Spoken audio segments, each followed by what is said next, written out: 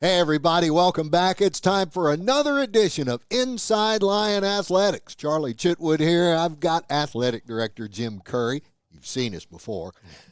How's your week been, man? You got kids in class. It's kind of quiet around here as we're taping today. Well, it's busy, that's for sure. Campus is alive again. I mean, that's what's kind of cool about it. Yeah, the students are back, so it's nice seeing them in the classroom and walking around campus. And you know, there's a little buzz around campus this week. A lot going on. We'll get to it all, I'm sure, but it is a very busy week, though. There's a lot that just comes with the first week of classes to begin with. You know, still a lot of moving pieces. You're getting kids squared away in classes and making sure everybody's set there. And then, you know, just the week we talked about it, I think, on a previous episode, but we started on Sunday with the Day at the Rangers, right? Which was a great event. And the Rangers won, and they hit the ball, too. So, you know, the Lions show up. That's, yeah, you know, right, that's how exactly. that goes. So that was fun to get it going. And then, yeah, we're full tilt into SMU. But before we get there, Thursday night soccer against Grambling back at home. So excited to get back there. First home game with students in session, and that makes a difference for sure. And then we get to Friday, and it is home volleyball tournament.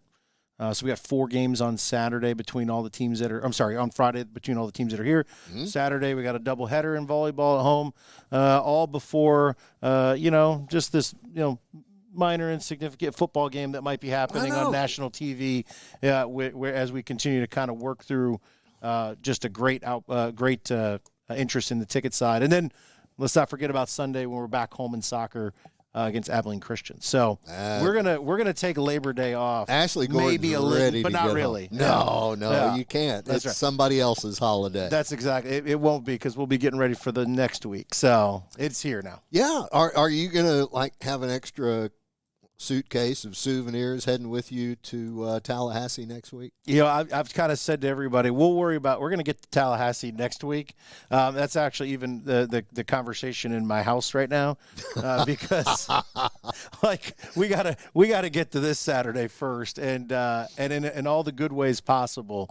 It had created a lot of work for us, but like I said, in all the good ways possible. It's we were on the phone. Well, I called Avi 2 nights ago and said, hey, we may have to take tickets off sale because I'm looking at the numbers right now, and this meter, we might have blown through it already. And he was already on top of it and had it taken care of.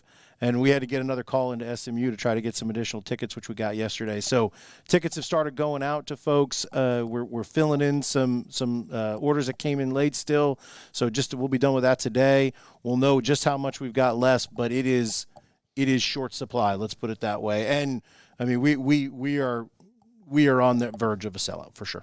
Close to 2,000 Lion fans, and those are just the ones we know of. There might close to 2,000 tickets, and that's all in everything. So that's band, spirit, students, player guest, ticket sales, fans, season ticket holders. Is the SMU ticket we include as part of the season ticket package this year. So, I mean, it's been all of it. But I was getting a couple texts in the last 48 hours from some folks saying, hey, just seeing what might be available still. And we're like, hey, we'll have more information for you on Wednesday after we've gotten through the allocation process. But it's been a great response, exactly what we wanted, exactly what we thought could happen. And honestly, as I talked to some folks around the league and some other ADs and even some folks in preparation for the SMU game that are calling the game or what have you on the broadcast, even they're kind of really surprised when we say, yeah, we've kind of gone through about 2,000 tickets on this, and like, whoa, okay. So it's certainly making an impression in the way we want it to, for sure. All right. Well, nothing would be more fun. You got some secret Lions up in the press box.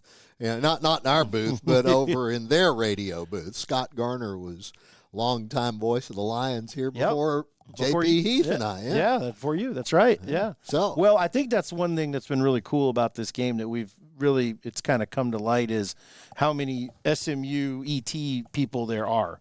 And so they're all over. And so this has really worked out well. And so, again, I'm just excited for Saturday night. The weather should be great. It's supposed to be a little cooler than it normally is. So, 8 o'clock kick. So you're definitely out of the heat at that point in time. And yeah, so we'll see what we got. I love it. So that's an 8 o'clock kickoff. Take a nap because we'll be out there a long, long time, but it's going to be great fun. And we cannot wait to get over to Gerald J. Ford. Is it L. Ford? R. Ford? R. Ford. Gerald R. Ford. It's not the former president. Mm-hmm. Gerald R. Ford Stadium. That's exactly it. Yeah, so it's we've got tailgate obviously before that. One of the cool things too, I don't think we've talked about it on here. Maybe we have with Clint or someone else, but we've got all these different extension campuses, and obviously the Dallas one we're obviously very well aware of. So kind of cool thing we're going to do for this game actually is the team is going to stage at the Dallas site and do all their pregame meetings, pregame meal, all their preparation there before they drive 3 miles to the SMU campus from there. So, again, one of those kind of cool little kind of touch points here that, is just a little bit of a unique wrinkle for us, but I think kind of ties it all together with what we're doing across the university and tying in the Dallas site and then, bringing all these folks that are, grads from both sides. And so it's been fun to kind of see it come together. All right. Yeah. Good deal. And it's still coming together. It is still coming together. It'll be coming together until kickoff is how it usually works. The ticket requests have not subsided. I can tell you that. So, and there is no doubt in my mind that we will sell out of that block. I mean, frankly, we may already have. We're trying to make sure that we've done our due diligence in that allocation right now and scrub it one last time. But I mean, it's been pretty awesome. Good headache. A great headache. Very good headache. These are called good problems. Yeah. Good problems. Well, now how do we get enough people here for a weekend of volleyball? I mean, it's pretty big. You've got the Lion Invitational Tournament. Yep. Got the Big East represented. Providence is going to be here. Little Rock just down the road, and then UNT even closer down the road. Yeah. Yep. We had the scrimmage this past weekend. We've got some newer faces, obviously. But I think they've really come together well. So excited for that group. There's definitely a little more height, a little more spring. You're starting to continue to see. I think it was interesting to see on Saturday when we were playing Tyler in the exhibition game. That's a really good D2 program. Yes, it is. We were a really good D2 program when we were in the Lone Star. There was a significant difference in, the makeup of those two teams, and, we're still building this team as well. So it was interesting to see kind of maybe the juxtaposition there on game day from kind of maybe where we were 4 years ago to where we are now, and then trying to where we're going from there. There's no doubt that Joe is going to test our group with that schedule. I mean, it's I feel like it's every Power 4 name you've ever heard of. Between Colorado State, who's a really good volleyball program, and they're going out to Grand Canyon to play some games out there. They're playing Iowa. They're playing Notre Dame. It'll be a good test for them. But that's also the same group that knocked off Alabama a few years ago as well. So that's right. It's not like we haven't done it before. Just go hang another skin on the wall.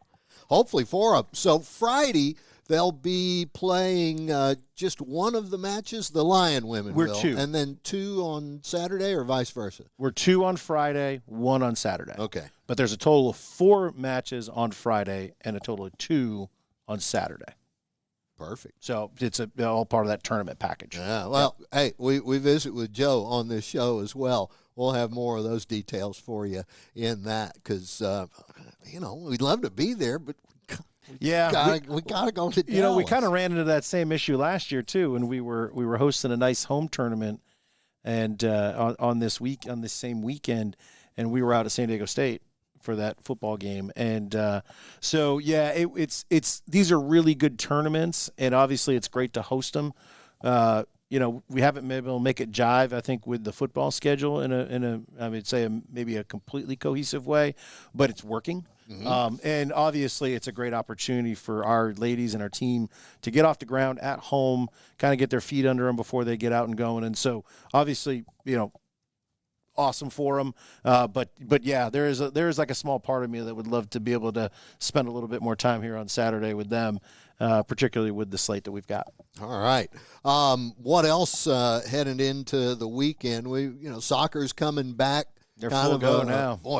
Rough road up to Oklahoma, but yeah, I know Ashley was disappointed after Saturday, and I thought we actually held our own in that Oklahoma environment. I mean, that's 1-0 at halftime. 1-0 at halftime. We had an opportunity in the first half to get one on goal, and the distinction of who was the opponent at the largest game in the history of Oklahoma women's soccer is now held by East Texas A&M, even though that they hosted a ranked Oklahoma State team the week before. Mm-hmm. So it's one of those things where. If it took all that firepower to get us, I guess, from the fans' perspective, then kudos to them, I suppose. But I think about that also from the standpoint of that's a group of with that type of platform for our university and our athletics department at a university that's obviously pretty close to us, and so presumably students and fans who are close to us as well. Mm-hmm. Again, continuing to just advance and elevate the brand and the visibility for the university in a regional footprint at an important market. So yeah, I thought that even though the result didn't go our way, good environment to play in. I think will certainly test us and prepare us for what we got down the road. And again, great visibility and a showcase for the university. All right. Mm-hmm. What else? You mentioned something about some cameras going up south of campus. Just a little bit. That whole arena project that we got going on there. Find one more thing to do with it. So that thing's off and running. Actually, a lot of the meetings on that have kind of, I would say, slowed from the pace that we were on in the last, 6 to 18 months. Now that we've broken ground, construction teams on the ground, they're off and running and going. We are going to put up some cameras to allow for people to view and see what's going on out there and see the progress. If you drive up the highway right now, you see a lot of progress going on in a lot of different ways. Again, 6 different capital projects underway on campus right now, which is pretty incredible, I think, for any campus. Mm-hmm. But for us, I mean, just, again, a testament to where the university's going and the growth. So, it's there'll be some opportunity to kind of see in live time what's happening on the footprint of the new arena. But we're still working hard and shooting for late 26 opening is the target date right now. So, as we get into this basketball season, could this be the last full basketball season played in the Fieldhouse?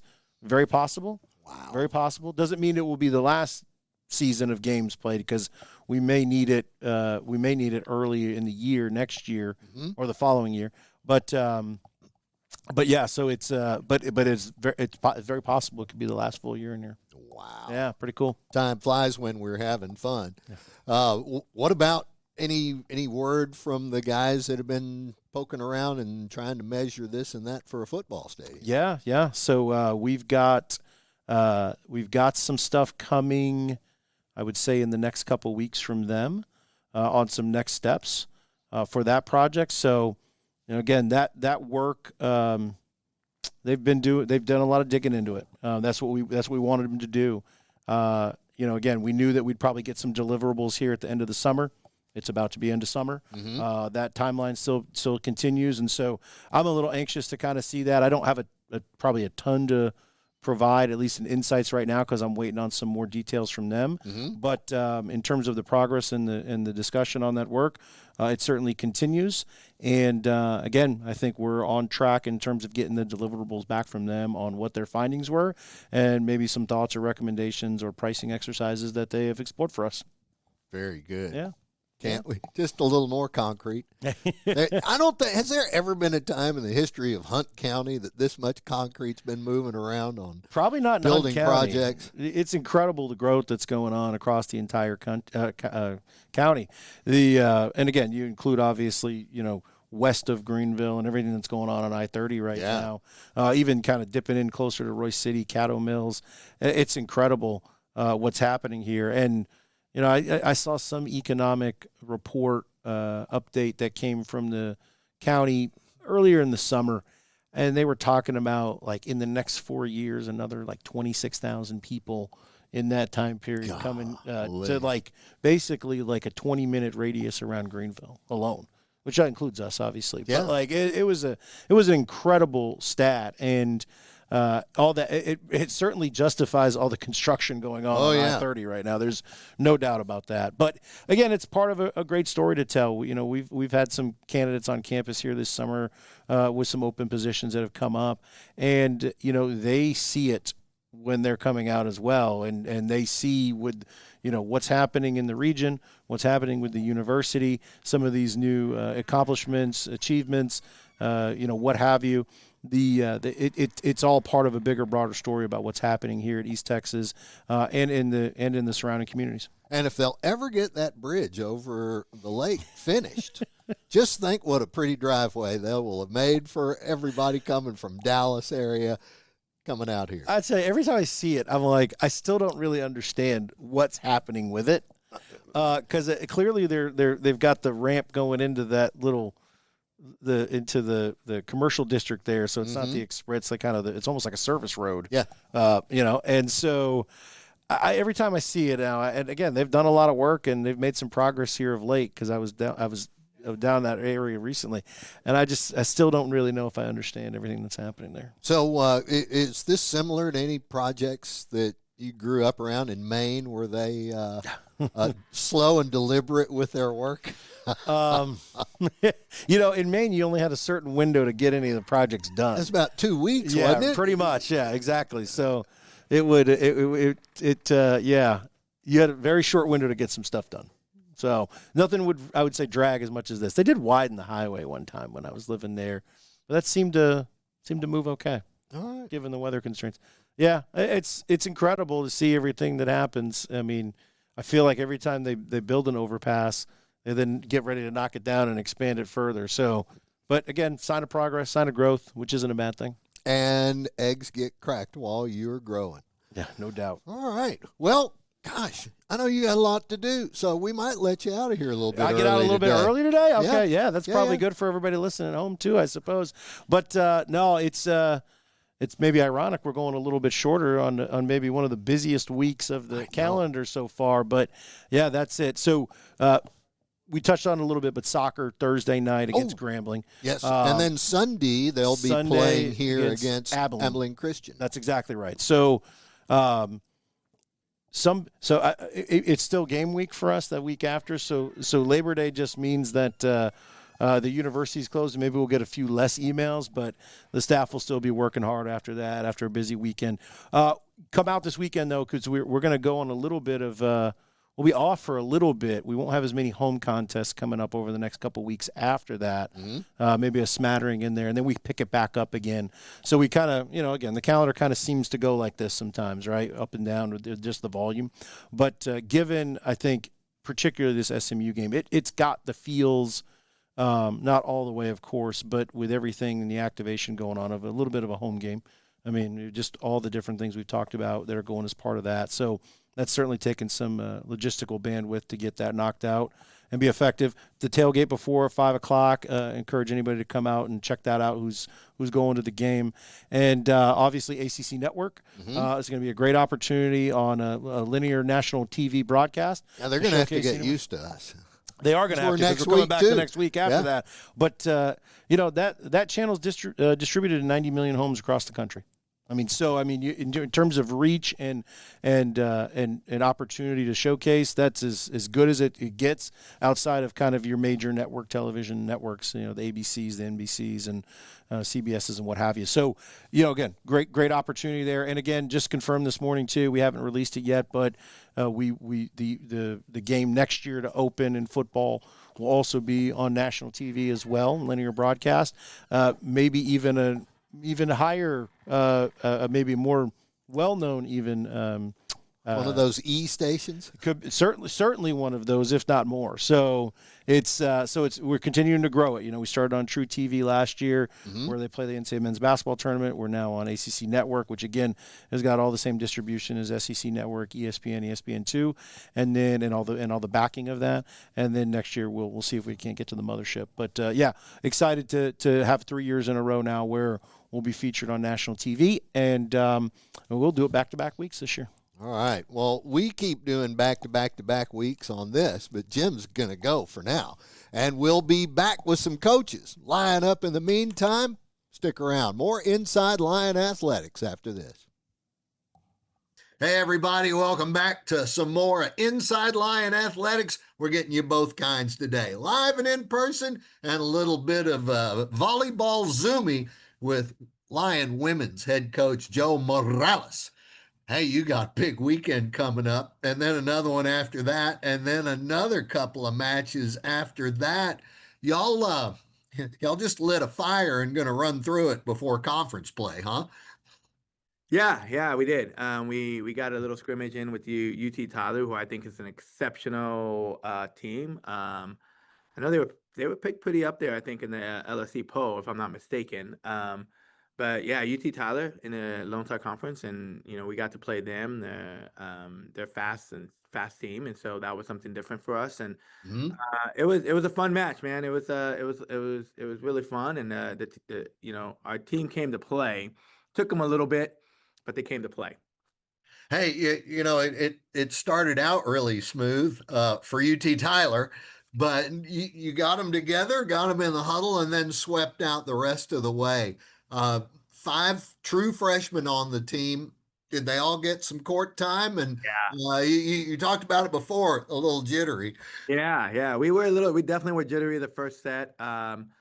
We were doing uncharacteristic things that weren't common to us, and I think the crowd and the playing outside competition, was really a factor in it. And we're such a young team right now, finding our identity, and it looked different in practice, and so we had to like shake it up a little bit. And it's like, hey, it's volleyball, bump, set, spike. This is what we got to do. Absolutely. And so they came through in the last remaining sets, and it was fun. It was fun, fun coaching, and we tweaked some things on Monday, yesterday, but it was fun. And I love them competing together. I think that was the biggest thing. Not just competing, but competing together. And Mm-hmm. second, third, fourth, and fifth set was great to see. Coach, how long did it take some of them to just kind of to shake it off and then start finding a little rhythm and flow in those next three matches?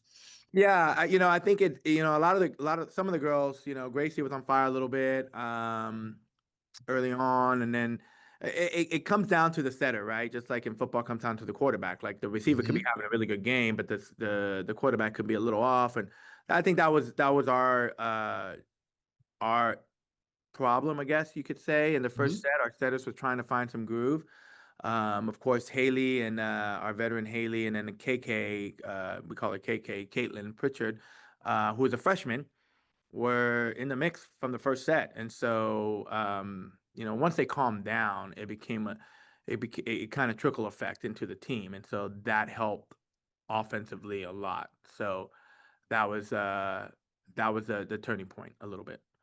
Okay, UT Tyler, Division Two, we know them well from our time in the Lone Star. But how similar to some of the teams that we'll be facing in conference play do you think UT or Tyler was?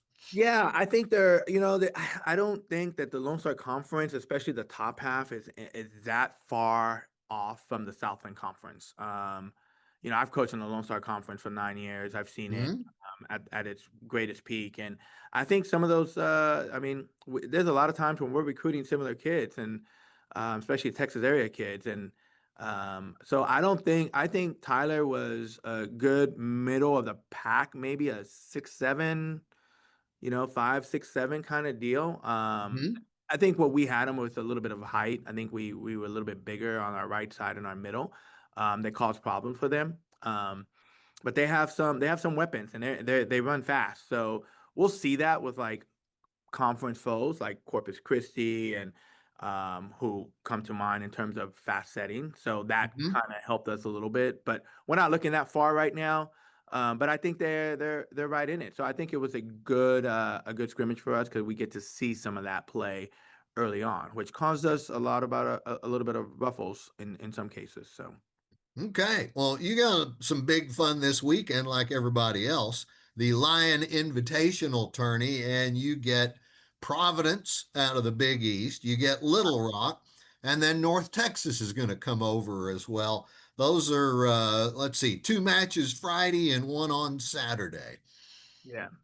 That's correct. Yeah, we're looking forward to a good weekend of competing together again. I like our odds a little bit, but we're not taking anything for granted. We're workhorses here, and so I think Providence is coming in. I don't, going into the first weekend is always tough because Mhm.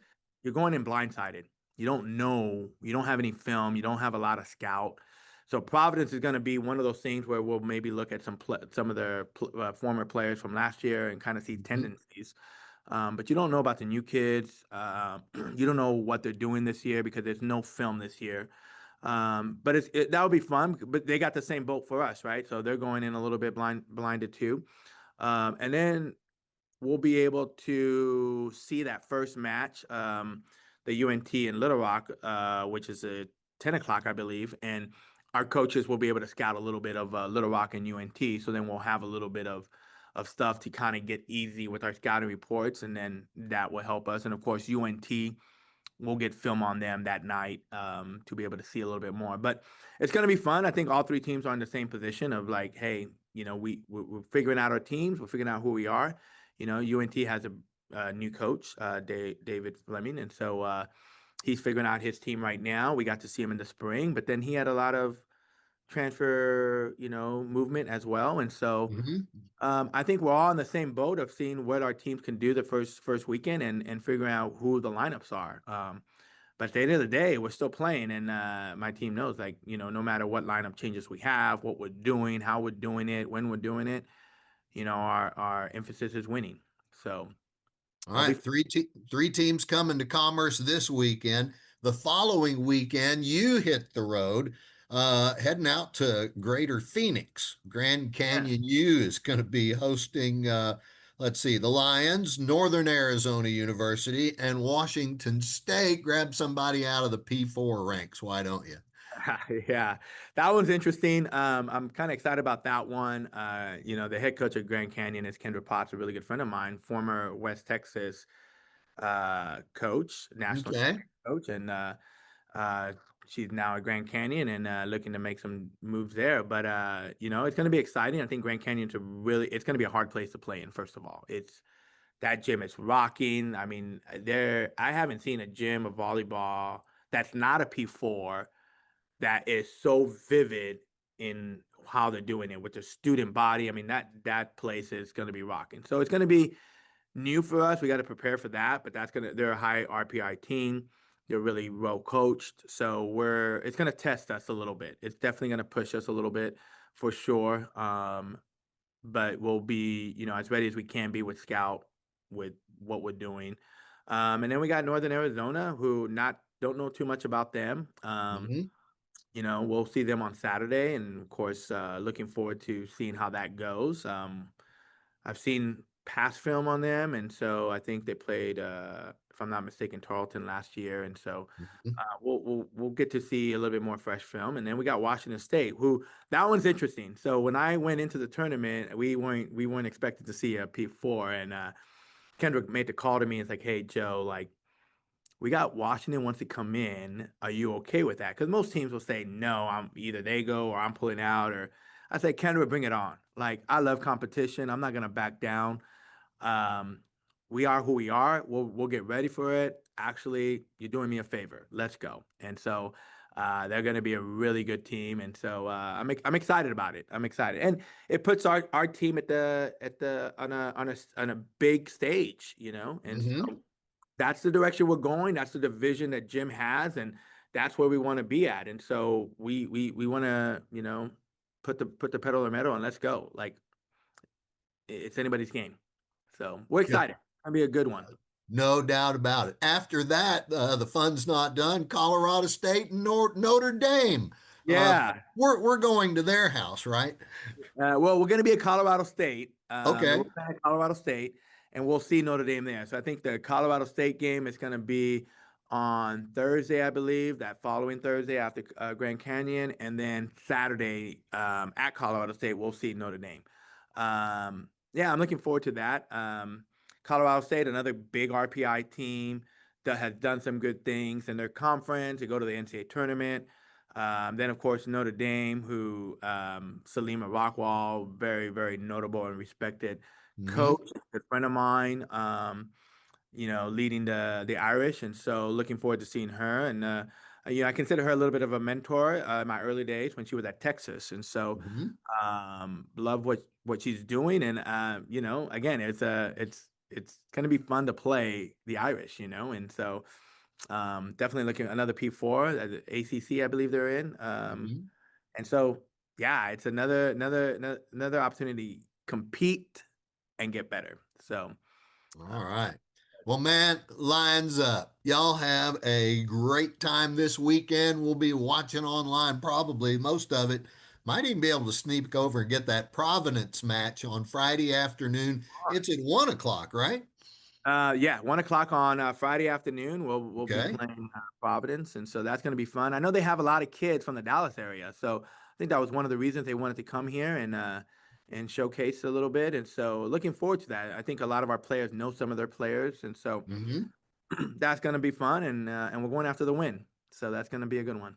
All right, man. Go get it. Thanks for your time, and we'll see you soon. Hey, Charlie, lines up. All right.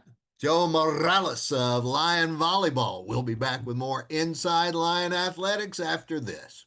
Hey, everybody, welcome back. More of Inside Lion Athletics. We've talked about one kind of football and a lot of other things with Jim Curry, but we want to talk about soccer football.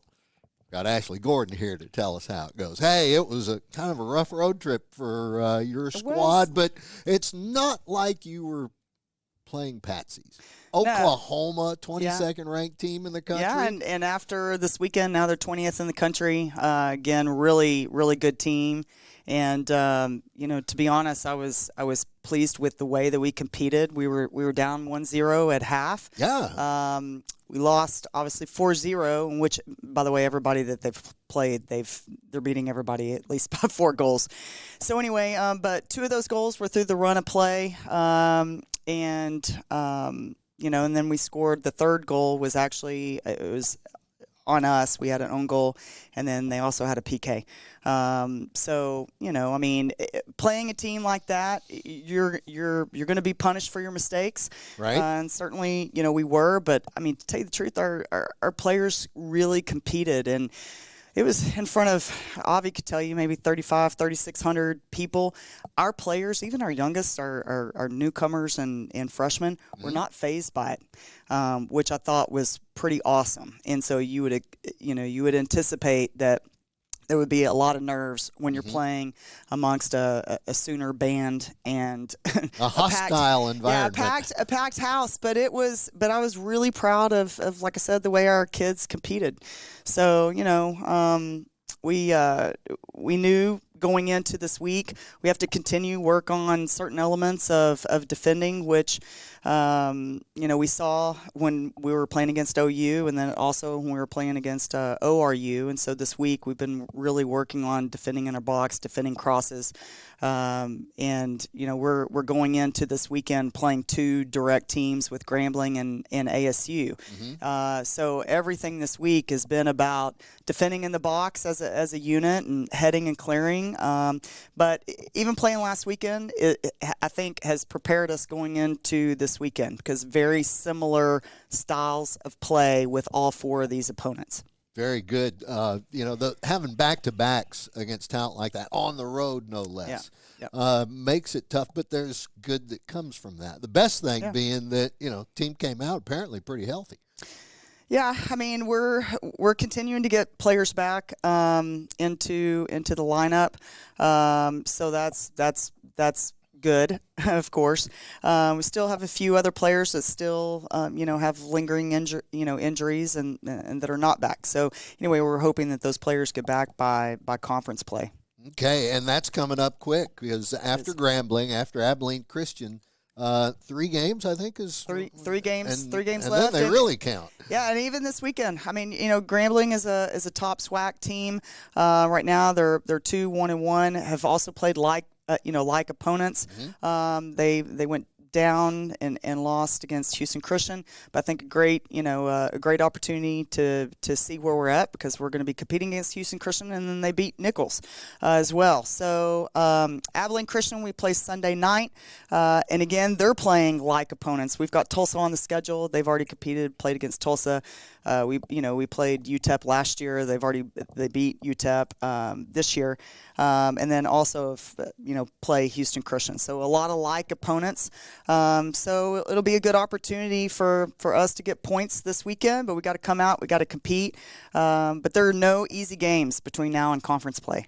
Coach, I know you keep your focus on the tasks at hand, but once the games start, it's always you want to see what the other teams in the conference are doing.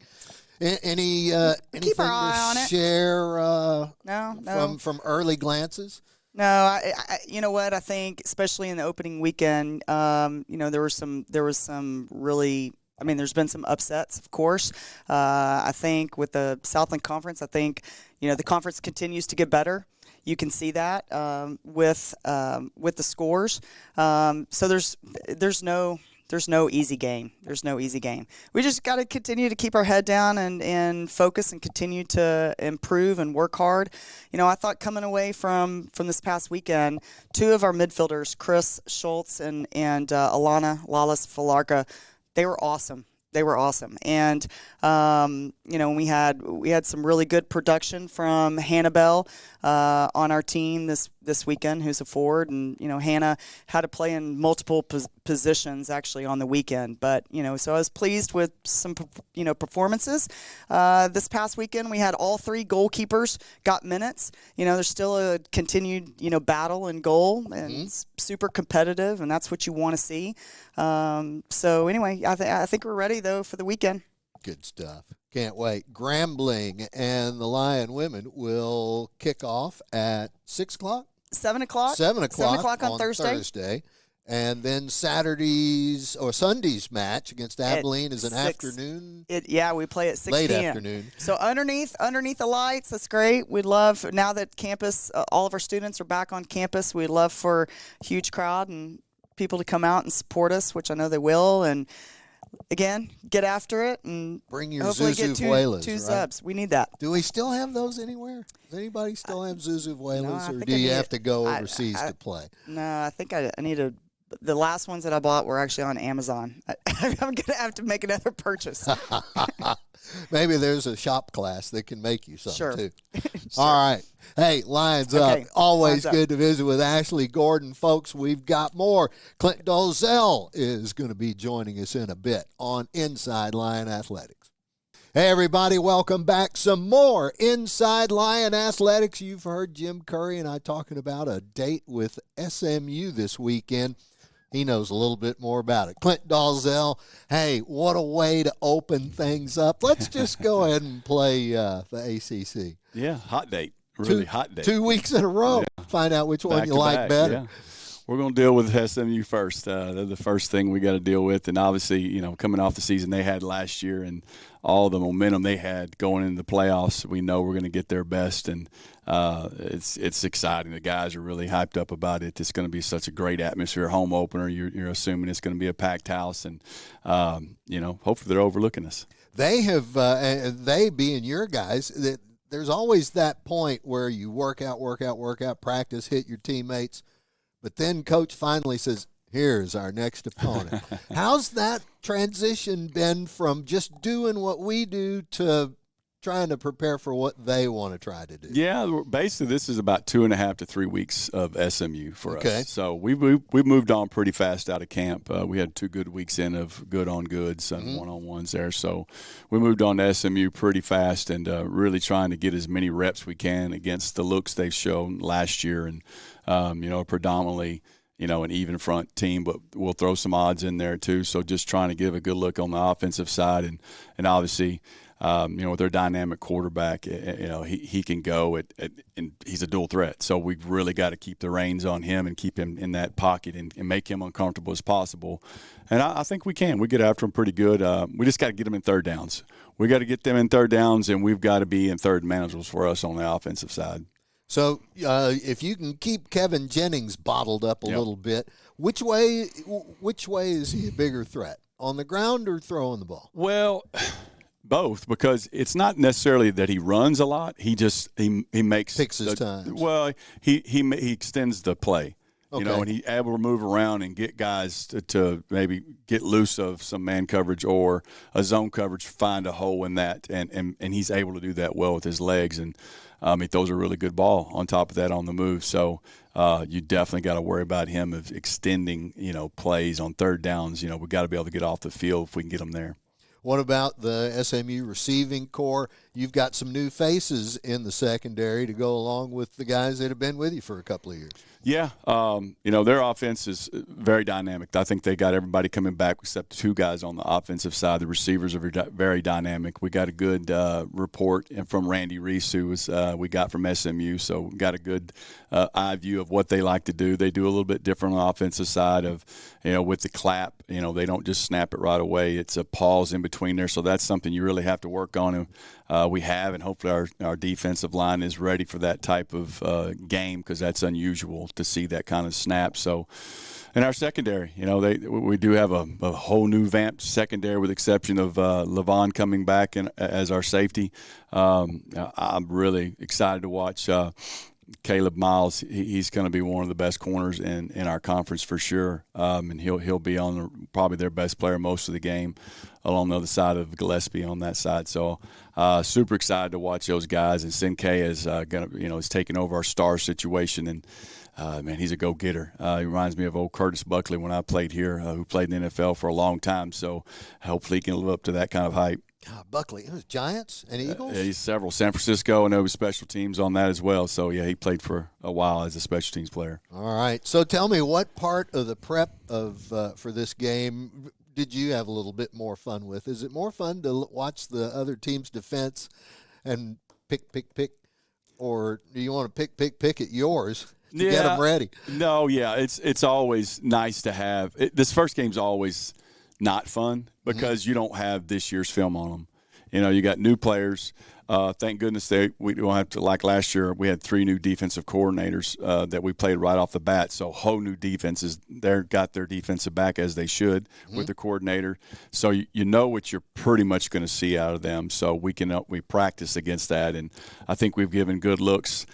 Really proud of both our show teams on both offensive side and defensive side, how important that is to give a good look for our, starting offense and starting defense, as well as special teams. We've got to give a good look on both sides of that unit too, on punt return, kickoff return, and obviously, hopefully we're kicking lots of PATs. Absolutely. And they don't need to kick off but once. That would be great. Yeah, wouldn't it? Think about some of the big games from your career as a Lion. And, I mean, it was Division II back then, but what were some of the ones that jump out from those playing days? Obviously going to Pittsburgh State. I mean, they were the Gorillas were it back then. Yes, they were. Texas A&I, obviously going to them. They were always ranked as well.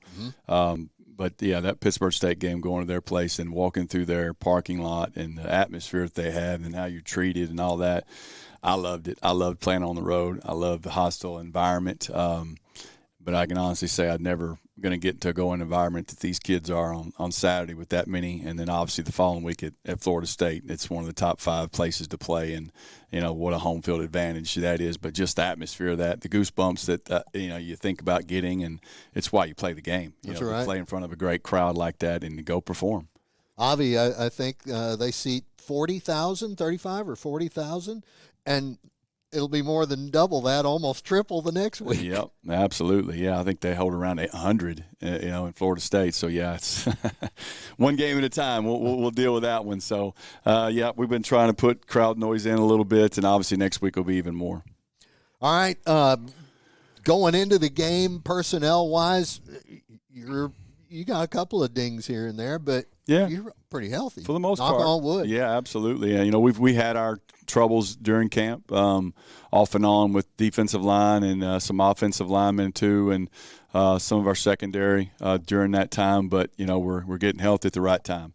It's a month of training basically, and will never be the same the rest of the year. It's just going to be that's how it is. Exactly right. And it's how you manage it. And, we've got a great training staff in Wednesday and Brian, and they do a good job of getting our guys back on the field as fast as possible.